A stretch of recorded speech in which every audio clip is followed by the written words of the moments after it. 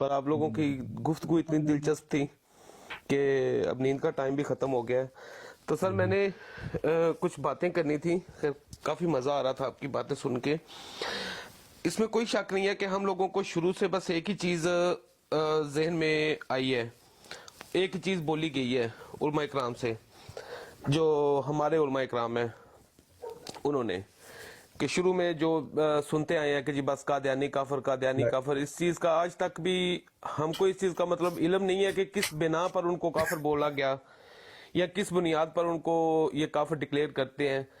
تو کائنڈلی مجھے تھوڑا سا نا اگر بتا دیں آپ, اگر مائنڈ نہ کریں آپ میرے اس الفاظ سے جو میں کافر بول رہا ہوں. جی جی. تو اصل میں آپ کو بتاتا ہوں جی, کوئی مسئلہ نہیں. جی آپ ایسی کوئی آپ نے خیر بات نہیں کہ جس سے برا لگے ہمیں. اصل میں نہیں عثمان بھائی تھوڑا جی میوٹ لگا لیں, شور ہے آپ کی طرف سے تھوڑا سا. جی سر بالکل. جی جزاک اللہ. یہ جو کافر کہنے کا سلسلہ ہے نا, یہ صرف ہمارے ساتھ تعلق نہیں رکھتا. پہلے تو آپ یہ بات اپنے ذہن میں رکھیں, ہم سے پہلے بھی جو امت کے علماء ہیں وہ ایک دوسرے کو کافر کہتے ہوئے آ رہے ہیں. اور کفر کے فتوے یہ ابھی پرانے نہیں ہیں, بلکہ مرزا صاحب کی پیدائش سے پہلے بھی امت کے علماء ایک دوسرے کو کافر کہہ رہے تھے, چھوٹی چھوٹی چیزوں کی وجہ سے. مثال کے طور پہ اگر کسی عالم نے کسی دوسرے بڑے عالم سے اختلاف کیا تو اس نے اپنے وہ جو اس کے ہم خیال علماء تھے ان کے ساتھ مل کر اس دوسرے عالم کے اوپر فتویٰ لگا دیا. اب میں آپ کو بتاتا ہوں کہ امت کے اندر قائد اعظم کو بھی کافر کہا گیا ہے. یہ انہی علماء نے, بریلوی علماء نے, دیوبندی علماء نے. عطا اللہ شاہ بخاری صاحب ایک دیوبندی عالم گزرے ہیں جو کہ ختم نبوت تنظیم کے بانی تھے. انہوں نے قائد اعظم کو کافر اعظم کا. جی اور میں نے سنا علامہ ہوا اقبال کے اوپر ایک سن تو لے سر, میوٹ لگا لیں, پھر وہ اس طرح نا ہے. جی ذہن سے سوری سوری مہربانی, سوری. پوائنٹ نکل جاتے ہیں ذہن سے نا, شور بھی آپ کی طرف سے. علامہ اقبال کو کافر کہا, سر سید احمد خان کو کافر کہا گیا. ٹھیک ہے, تو یہ آپس میں بھی جو مسالک ہیں, مکاتب فکر ان کو کہہ لیں, فرقے کہہ لیں, یہ آپس میں ایک دوسرے کو کافر, مرتد, زندیق, پتہ نہیں کیا کیا گردانتے ہیں. تو یہ کوئی نئی بات نہیں ہے کہ ہمیں کافر کہا گیا. دوسری بات یہ, اس سے پہلے چلے جائیں آپ, جو نبی کریم صلی اللہ علیہ وسلم کے دور میں جو کرسچن تھے وہ محمد مصطفیٰ صلی اللہ علیہ وسلم اور آپ کی جو جماعت تھی اس کو کلٹ کہتے تھے. ان کو کہتے تھے یہ دین سے برگشتہ ہیں, اصل مسلمان ہم لوگ ہیں, یہ دین سے برگشتہ ہیں, اور ان کا نام صابی رکھتے تھے. ان سے پہلے چلے جائیں, حضرت موسیٰ علیہ السلام کو فرعون نے کافر بولا, اور اس کا یہ فکرہ اللہ تعالیٰ نے قرآن کے اندر درج کیا ہوا ہے. تو جب بھی کوئی خدا کی طرف سے آتا ہے نا, اس کو اور اس کی جماعت کو جو وقت کے علماء یا جو میجورٹی ہوتی ہے, جن کے پاس پاور ہوتی ہے, طاقت ہوتی ہے, چونکہ وہ اپنے سے تھوڑا سا ڈیفرنٹ جانتے ہیں, یا ان کی کہہ لیں کہ طاقت خطرے میں پڑتی ہوئی ان کو نظر آتی ہے, ان کو پتہ ہوتا ہے کہ یہ غالب آ جائیں گے, تو وہ ان کے اوپر نا کفر کا فتویٰ لگا دیتے ہیں. اور کفر کا فتویٰ اس لیے لگاتے ہیں, وہ یہ سمجھتے ہیں کہ لوگوں کی نظروں میں نا ان کو کافر بنا کر دکھاؤ. تو ہمارے اوپر بڑی پہلے تو سب سے پہلے جو ہمارے اوپر فتویٰ لگا وہ 1891 میں لگا مرزا صاحب کے اوپر. جو ہند کے علماء تھے انہوں نے سب نے مل کر مرزا صاحب کے اوپر کفر کا فتویٰ لگایا. خانہ کعبہ سے فتویٰ آیا. پھر اس کے بعد پاکستان بننے کے بعد یہ جو علماء سارے آپس میں ایک دوسرے کو کافر کہہ رہے تھے, قائد اعظم کو بھی کافر کہہ چکے تھے, کافر اعظم کہہ چکے تھے, انہوں نے ہمارے اوپر فتویٰ لگا دیا کفر کا. اور انہوں نے بنیاد یہ بتائی کہ چونکہ یہ قادیانی لوگ محمد مصطفیٰ صلی اللہ علیہ وسلم کو نہیں مانتے اور حضور کے بعد ابھی ایک اور نبی کو مانتے ہیں, اس لیے ان کو ہم کافر کہہ رہے ہیں. حالانکہ یہ اس کا میں آپ کو بتاتا ہوں, مثال کے طور پہ سورۃ المنافقون پڑھیں آپ, اس میں اللہ تعالیٰ یہ ذکر کرتا ہے کہ یہ جو منافق تیرے پاس آتے ہیں اور قسمیں کھا کر کہتے ہیں کہ تو اللہ کا رسول ہے, جبکہ اللہ جانتا ہے کہ تو اللہ کا رسول ہے, اور اللہ گواہی دیتا ہے کہ یہ منافق جھوٹ بول رہے ہیں, یہ تجھے اندر سے اللہ کا رسول نہیں مانتے. اس کے باوجود اللہ تعالیٰ محمد مصطفیٰ صلی اللہ علیہ وسلم کو اجازت نہیں دیتا کہ حضور ان کو کافر کہتے, بلکہ ان کو ہمیشہ منافق ہی کہا گیا. اگر یہ مثال کے طور پر ہمیں یہ کہتے ہیں کہ ہم حضور کو نبی نہیں مانتے, تو زیادہ سے زیادہ یہ ہمیں منافق کہہ سکتے تھے. اسمبلی کے اندر یہ فیصلہ کرتے کہ یہ قادیانی منافق ہیں, زیادہ سے زیادہ.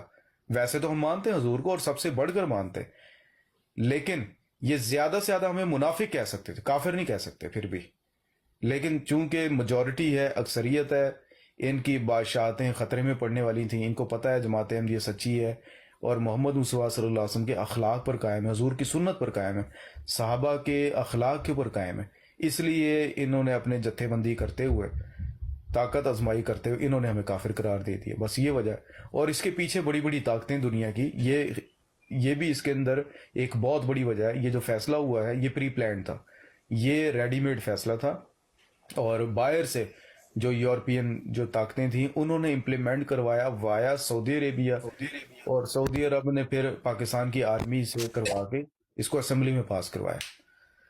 تو یہ اس طریقے سے ہے، یہ ایک سیاسی فیصلہ تھا۔ اور وہ جو عبدالحفیظ پیر زادہ اس وقت جو تھا نا اٹارنی جنرل جو تھا بھٹو کا، اس کا خود انٹرویو موجود ہے دنیا نیوز کے اوپر، نجم سیٹھی نے انٹرویو کیا ہوا ہے اس کا، آپ یوٹیوب پر جا کر دیکھ لیں۔ اس نے بولا کہ پہلے سے ڈیسائیڈڈ تھا، بھٹو صاحب تو نہیں کرنا چاہ رہے تھے، وہ تو ایک لبرل قسم کے، ایک سیکولر قسم کے بندے تھے، ان کو فورس کیا گیا، آرمی نے فورس کیا کہ آپ یہ ڈیبیٹ کرواؤ، پہلے سے پری پلانڈ تھا سب کچھ۔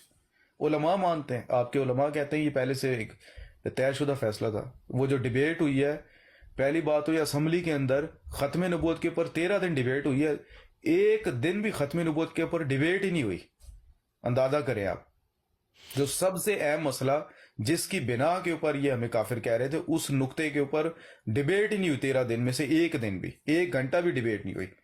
اور وہ جو ہم نے اپنا موقف جو پیش کیا تھا نا، وہ معذر نامے کی صورت میں، وہ انہوں نے پڑھ کر بھی نہیں سنایا اسمبلی کے اندر، اس کو چھپا لیا گیا، اس کے اوپر پابندی لگا دی۔ اچھا، پھر دوسری بات یہ ہے کہ اگر آپ نے ڈیبیٹ کی بنا کے اوپر ہمیں کافر قرار دیا تھا تو ڈیبیٹ کو ہائیڈ آؤٹ کر لیا، ڈیبیٹ کی وہ جو رزلٹ تھا اس کو ہائیڈ آؤٹ کر لیا، اس کو چھپا لیا، اس کے اوپر 25 سال تک بین تھا، وہ عوام میں شائع نہیں ہو سکتی تھی۔ تو یہ ساری چیزیں یہ بتا رہی ہیں کہ یہ چونکہ میجورٹی تھی ان کی، یہ ہم سے خائف تھے، خوف زدہ تھے کہ احمدیت نے غالب آ جانا ہے پاکستان کے اوپر، تو انہوں نے ہمیں کافر قرار دیا، بس اور کوئی وجہ نہیں یہاں تو سر۔ اور دوسری ایک اور بات میں آپ کو بتا دوں کہ نبی کریم صلی اللہ علیہ وسلم کی ایک حدیث بھی تھی، وہ بھی پوری ہونی تھی۔ حضور نے فرمایا تھا کہ میری امت کے 73 فرقے ہوں گے، ایک ٹھیک ہوگا، جنتی ہوگا، اور جو 72 ہوں گے وہ ان کو حضور نے ناری بتایا ہے۔ اس کا مطلب یہ نہیں ہے کہ وہ سارے جہنم میں جائیں گے، مطلب یہ کہ وہ حق سے ہٹے ہوئے گمراہ ہیں وہ۔